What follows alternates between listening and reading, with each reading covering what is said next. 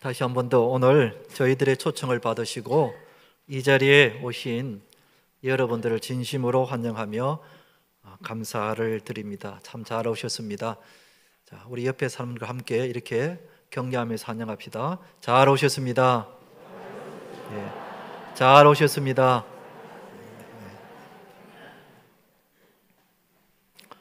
우리가 살고 있는 이 세상에는 크게 두 부류의 사람들을 나눌 수 있습니다. 한 부류는 이 세상의 모든 만물은 저절로 생겨났다고 믿는 사람들이 있고, 또 한 부류는 이 세상의 모든 만물은 만든 분이 계시다는 것을 믿는 사람들이 있습니다. 그럼 여러분들은 어느 부류에 속합니까? 세상의 모든 만물은 저절로 생겨났다고 믿습니까? 아니면 만든 사람이 있다고 믿습니까? 그런데 이 질문은 매우 중요합니다. 왜냐하면 우리가 어떤 것을 믿느냐에 따라서 이 세상에 우리의 인생과 그리고 죽음 이후에 우리의 삶이 좌우되기 때문에 그렇습니다. 그런데 이 세상에 만물이 어떻게 생겼는지에 대해서는 우리가 조금만 생각해 보면 금방 알 수 있습니다. 왜냐하면 이 세상에 존재하는 모든 것들은 분명히 만든 사람이 있기 때문입니다. 예를 들어 여러분 앞에 보이는 이 강대상이라든지 이 마이크라든지 혹은 여러분 앉고 계시는 의자를 보면은 이런 것들은 저절로 생겨난 것이 아니라 분명히 만든 사람이 있다는 사실입니다. 만일 여러분 가운데에 아니요, 저것은 저절로 어떻게 해서 생겨났다고 말을 하는 사람이 있으면은 아마 그 사람은 이상한 사람일 것입니다. 그렇기 때문에 이 세상에 존재하는 모든 것들은 반드시 만든 분이 계시다는 것입니다. 그렇다면은 이 세상의 모든 만물도 만든 분이 계시다는 것을 우리는 금방 알 수 있습니다. 우리가 살고 있는 이 지구는 분명히 만든 분이 계십니다. 그리고 이 우주의 태양과 그리고 달과 수많은 별들도 분명히 만든 분이 계시다는 것입니다. 누가 만드셨는가? 성경책은 만든 분을 이렇게 소개하고 있습니다. 창세기 1장 1절에 보면 태초에 하나님이 천지를 창조하시니라 나와 있습니다. 성경의 제일 처음에 나오는 첫 구절이 바로 저 구절입니다. 태초에 하나님이 천지를 창조하셨다고 말씀하고 있습니다. 이렇게 말씀드리면 여러분들 중에는 아마 이렇게 질문하고 싶을 겁니다. 하나님이 어디 계십니까? 하는 것입니다. 눈에 보이지 않는데 하나님이 어디 계시냐고 아마 질문을 하고 싶을 겁니다. 그렇습니다. 하나님은 눈에 보이지 않습니다. 왜냐하면 하나님은 영이시기 때문에 그렇습니다. 여러분, 마치 우리 사람이 육신과 영혼으로 되어 있는데 육신은 몸에 눈에 보이지만 영혼은 눈에 보이지 않습니다. 눈에 보이지 않는다 그래서 없다고 말을 하는 사람은 어리석은 사람입니다. 왜냐하면 우리가 살고 있는 세상에는 눈에 보이지 않지만 존재하는 것들이 많이 있다는 사실입니다. 우리가 현재 예배드리는 이 본당 안에도 눈에 보이지 않지만 공기가 있습니다. 그리고 산소들이 있습니다. 눈에 보이지 않지만 엄연히 존재하고 있다는 사실입니다. 마찬가지입니다. 우리 하나님은 눈에 보이지 않지만 분명히 존재하십니다. 그것을 어떻게 알 수 있는가? 하나님이 만드신 자연 만물을 통해서 알 수 있다고 성경은 말하고 있습니다. 로마서 1장 20절을 제가 읽어보겠습니다. 창세로부터 그의 보이지 아니하는 것들 곧 그의 영원하신 능력과 신성이 그가 만드신 만물에 분명히 보여 알려졌나니 그러므로 그들이 핑계하지 못할지니라 그랬습니다. 예를 들어서 여러분, 이 마이크를 보십시다. 우리는 이 마이크를 만든 사람을 보지는 못했습니다. 그러나 이 마이크를 보면서 우리는 분명히 이 마이크를 만든 사람이 있다는 것을 알게 됩니다. 이 강대상도 마찬가지고 여러분 앉고 계시는 의자도 마찬가지입니다. 누가 만드는지는 내가 보지는 못했지만 그러나 분명히 만든 분이 계시다는 사실입니다. 그렇습니다. 하나님은 눈에 보이지 않지만 그러나 자연 만물을 보면 분명히 만든 분이 계시다는 것입니다. 그 만든 분이 바로 하나님이시라는 겁니다. 자연 만물을 보면은 내가 눈에는 보이지 않지만 볼 수는 없지만은 하나님이 분명히 계시구나 하는 것을 알 수 있다는 것입니다. 여러분, 이 자연 만물을 보십시오. 얼마나 오묘하고 신기한지 모릅니다. 우리가 살고 있는 이 지구를 보십시오. 이 지구는 스스로 하루에 한 번씩 자전을 합니다. 그래서 밤과 낮을 구분합니다. 또 지구가 23.5도 이렇게 기울어져 있습니다.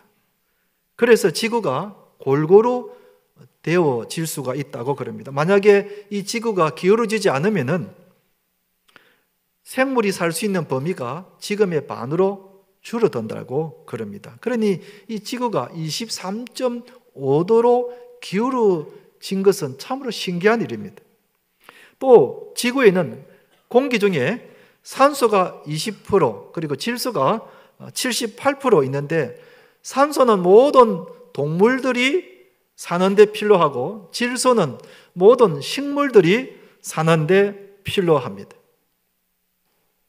또 바다는 지구 표면의 71%를 차지하고 있는데 이것 때문에 지구의 기온이 일정하게 유지를 할 수 있다고 그럽니다. 그러니 여러분 이것을 보더라도 얼마나 신기한지 모릅니다. 이게 어떻게 저절로 됐겠습니까? 또 태양을 보십시다. 태양은 수소 가스 덩어리입니다. 그래서 빛과 열을 냅니다.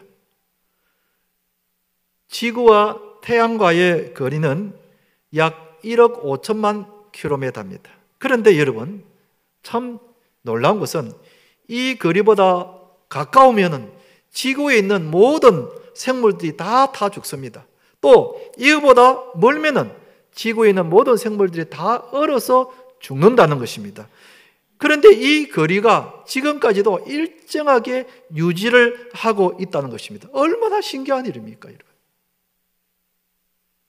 달을 보십시다. 달은 지구로부터 거리가 38만 킬로미터입니다. 그런데 이보다 더 가까우면 조류가 심해서 바닷물이 그냥 육지 위로 막 올라온다는 겁니다. 또 반대로 이보다 더 멀면은 산소가 공급이 되지 않아서 바다에 사는 물고기와 해조류들이 많이 죽는다는 것입니다. 그러니 이 민물과 설물의 이 조화 일정하게 유지를 하고 있다는 것, 이게 얼마나 신기한 일인지 모릅니다. 그러니 여러분, 이 신비로운 지구, 태양, 달, 이게 어떻게 해서 이렇게 존재하게 됐을까요? 저절로 생겨났을까요? 아닙니다. 전능하신 하나님께서 이렇게 만드신 것입니다. 그리고 지금까지도 이것을 하나님께서 주관하고 계시는 겁니다. 이처럼 우리가 자연 만물을 보면은 하나님이 계시다는 것을 알 수가 있는 것입니다. 성경 이사야서 45장 18절 제가 한번 읽어보겠습니다. 하늘을 창조하시니 그는 하나님이시니 그가 땅을 지으시고 그것을 만드셨으며 그것을 혼돈하게 창조하지 아니하시고 사람이 거주하게 그것을 지으셨으니 그랬습니다. 하나님이 온 하늘과 그리고 우주와 그리고 달과 태양과 별들을 만드셨다는 것입니다. 그리고는 하나님이 이 천지 만물을 다 만드시고 난 다음에 제일 마지막에 사람을 만드셨습니다. 창세기 1장 27절에 이렇게 나와 있습니다. 하나님이 하나님의 형상대로 사람을 창조하시되 남자와 여자를 창조하시고, 하나님이 제일 마지막에 사람을 창조하셨는데 하나님의 형상대로 지으셨다 그랬습니다. 이 부분이 다른 피조물과는 특별한 부분입니다. 다른 피조물에는 없는, 하나님이 우리 사람을 만드시면서 하나님의 형상대로 창조하셨다고 그랬습니다. 이 하나님의 형상대로 만드셨다는 말이 무슨 뜻인가? 하나님이 우리 사람들을 하나님을 닮은 영적인 존재로, 즉 하나님을 찾고 하나님을 예배하고 하나님을 섬기도록 만들었다 하는 것이 하나님의 형상대로 만드셨다, 그런 뜻입니다. 이 하나님을 찾고자 하는 마음, 이걸 다른 말로 종교심이라고 합니다. 여러분, 세상의 모든 사람들은 다 종교심을 가지고 있습니다. 이 종교심이 없는 사람은 한 명도 없습니다. 그런데 이런 사람이 있죠. 나는 하나님 믿지 않습니다. 나는 무신론자입니다. 나는 하나님이 계시다는 것조차를 나는 믿지를 않습니다. 이렇게 말하는 사람들도 있습니다. 그런데 이런 사람들도 다급하거나 급한 일이 생기면 아이고 하나님 살려주십시오, 아이고 하나님 보호해 주십시오 하고 하나님을 찾습니다. 그리고 기도를 합니다. 하나님 고쳐달라고, 살려달라고 그렇게 기도를 합니다. 왜냐하면 하나님이 모든 사람들의 마음속에 이런 하나님을 찾고자 하는 종교심을 주셨기 때문에 그렇습니다. 이렇게 하나님은 우리 사람들을 창조하시고 그 마음속에 종교심을 주셔서 하나님을 찾고 예배하고 섬기도록 그렇게 만드셨습니다. 그런데 안타까운 것은 많은 사람들이 하나님을 찾고 예배하고 섬기기보다 다른 것을 더 숭배하고 의지하고 있다는 사실입니다. 사람들이 무엇을 더 의지하고 숭배하고 있는가? 로마서 1장 22절에는 이렇게 지적하고 있습니다. 스스로 지혜 있다 하나 어리석게 되어 피조물을 조물주보다 더 경배하고 섬김이라. 피조물을 조물주 하나님보다 더 경배하고 섬기더라 하는 것입니다. 사람들이 하나님을 숭배하고 하나님을 섬기고 예배하기보다 하나님이 만드신 피조물, 태양과 달과 산과 바다와 돌과 나무들을 더 의지하고 그 앞에 가서 빌고 있는 것입니다. 심지어는 사람보다도 못한 짐승과 동물을 숭배하고 도와달라고 그렇게 빌고 있다는 겁니다. 얼마나 안타까운 일인지 모릅니다.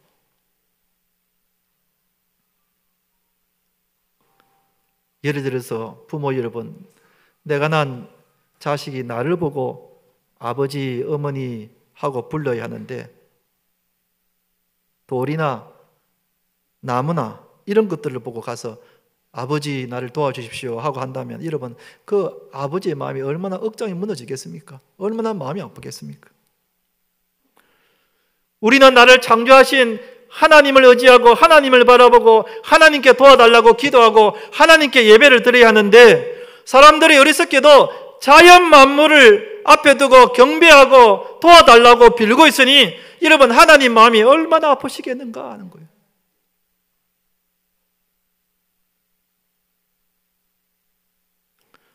그런데 우리 사람들이 이렇게 하나님을 멀리 떠나게 된 것은 다름 아닌 죄 때문입니다. 온갖 사람들의 마음속에 탐욕과 욕심과 이기심이 가득 차서 하나님을 멀리하고 죄를 짓게 되는 것입니다. 저를 비롯해서 그래서 우리 모두는 다 죄인들입니다. 여러분 가운데 나는 죄를 하나도 짓지 않았다고 말하는 사람이 있다면 아마 그 자체가 또 거짓말이 되고 죄를 짓는 것입니다. 우리는 죄를 지었기 때문에 당연히 저주를 받게 되고 죄에 대한 벌을 받아야 마땅한 죄인들입니다. 그런데 우리 스스로는 이 죄의 문제를 해결할 수가 없다는 사실입니다. 우리가 죄인이기 때문에 내 스스로의 이 죄의 문제를 해결할 수가 없다는 사실입니다. 그래서 하나님께서 이 죄의 문제를 해결해 주시기 위해서 보내신 분이 바로 예수님이신 것입니다. 하나님은 우리를 너무 사랑하셔서 비록 우리가 죄를 지었지만은 그 죄로 인해서 멸망으로 죄에 대한 벌을 받는 것을 하나님이 원치 않으시는 것입니다. 그래서 하나님은 독생자 예수 그리스도를 이 땅에 보내셔서 우리 대신 모든 죄를 예수님에게 다 담당하게 하시고 십자가에 못 박혀 돌아가셨습니다. 우리 예수님은 죄가 없으신 분이시지만은 우리의 모든 죄를 대신해서 십자가에 돌아가셨습니다. 사실은 내가 죄를 지어서 내가 십자가에 죽어야 하는데 하나님이 우리를 살리시기 위하여 우리는 살리시고 죄 없으신 예수님을 십자가에 못 박혀 돌아가시게 하심으로 내 대신 그 죄의 행벌을 지게 만드셨다는 것입니다. 그래서 우리는 죄에 대한 대가를 받지 않게 된 것입니다. 사랑의 하나님께서 내 대신 예수님이 십자가를 지시고 죄의 대가를 받게 하셨고 우리는 살려주신 겁니다. 할렐루야. 그래서 우리가 예수님을 믿어야 하는 것입니다. 예수님이 이런 분이시구나 하는 것을 우리가 믿어야 한다는 것입니다. 그러면은 우리가 예수님을 믿으면 어떻게 되는가? 첫째는 우리의 모든 죄를 다 용서받을 수 있다는 것입니다. 예수님을 믿으면은 우리의 모든 죄를 다 용서받을 수 있습니다. 로마서 8장 12절 말씀은 우리 성도님들과 함께 같이 한번 읽어보겠습니다. 시작. 그러므로 이제 그리스도 예수 안에 있는 자는 결코 정죄함이 없나니 이는 그리스도 예수 안에 있는 생명의 성령의 법이 죄와 사망의 법에서 너를 해방하였음이니라 그랬습니다. 예수님을 믿는 자는 결코 정죄함을 받지 않는다. 너 죄를 지었다고 지적을 받지 않는다는 것입니다. 여러분, 우리는 그동안 많은 죄를 지었습니다. 거짓말의 죄, 음란의 죄, 탐욕의 죄, 남을 속인 죄, 남의 물건을 훔친 죄, 남에게 욕을 한 죄, 우리가 얼마나 많은 죄를 지었는지 모릅니다.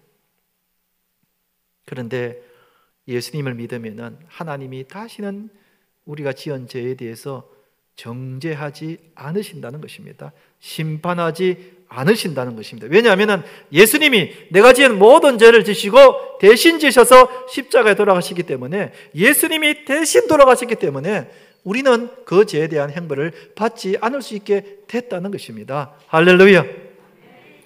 그래서 우리가 예수님을 믿어야 하는 것입니다. 예수님을 믿으면 하나님이 내 모든 죄를 다 용서해 주시기 때문에 그렇습니다. 또 두 번째로 우리가 예수님을 믿으면 어떻게 되는가? 구원을 받아 천국에 간다는 것입니다. 여러분, 모든 사람들은 다 한 번은 죽게 되어 있습니다. 부자도 대통령이라도 연예인이라도 누구라도 이 땅에 태어난 사람은 다 죽게 되어 있습니다. 그런데 사람이 죽으면 가는 곳이 딱 두 군데 있습니다. 한 군데는 천국이고 한 군데는 지옥입니다. 다른 데는 없습니다. 천국에 가느냐 지옥에 가느냐 둘 중에 하나를 가게 됩니다. 그런데 많은 사람들이 내가 죽으면 어디를 가는지를 알지를 못합니다. 과거에 유명한 가수였던 최진수가 이런 노래를 불렀죠. 인생은 나그네 길 어디로 왔다가 어디로 가는가. 예배 시간이 아니면 제가 이 노래를 멋지게 한번 불러보고 싶은데요, 최진수가 자기 솔직하게 고백한 거예요. 인생은 어디로 갔다가 어디로 가는가 모른다는 것입니다. 그런데 예수님은 분명히 인생의 길을 말씀해 주셨습니다. 오늘 읽은 요한복음 14장 6절 말씀은 같이 한번 읽어보십시다. 시작. 예수께서 이르시되 내가 곧 길이요 진리요 생명이니 나로 말미암지 않고는 아버지께로 올 자가 없느니라 그랬습니다. 예수님이 우리를 천국으로 인도할 수 있는 유일한 길이라는 것입니다. 예수님을 믿으면 우리가 죽고 난 뒤에 천국에 갈 수 있다는 것입니다. 목사님, 죽어봤습니까? 여러분, 죽고 나서는 믿을 수가 없습니다. 죽고 나면은 늦었습니다. 죽기 전에 믿어야 하는 것입니다. 죽기 전에 믿어야 내가 죽어서 천국에 가는 것이지, 내가 한번 죽어보고 난 다음에 결정하겠다, 그때는 늦었습니다. 또 예수님이 이렇게 말씀하셨습니다. 요한복음 11장 25절, 26절 말씀도 같이 한번 읽어보겠습니다. 시작. 예수께서 이르시되 나는 부활이요 생명이니 나를 믿는 자는 죽어도 살겠고 무릇 살아서 나를 믿는 자는 영원히 죽지 아니하리니 이것을 내가 믿느냐 그랬습니다. 예수님을 믿는 자는 죽어도 산다 그랬습니다. 이것을 부활이라고 그럽니다. 예수 믿는 사람들은 죽은 이후에도 천국에서 영원히 살 수가 있습니다. 아멘. 그래서 우리가 예수님을 믿는 겁니다. 오늘 초청대에 오신 모든 분들이 예수님을 꼭 믿고 우리와 함께 영생의 복을 누리시면 좋겠습니다. 아멘.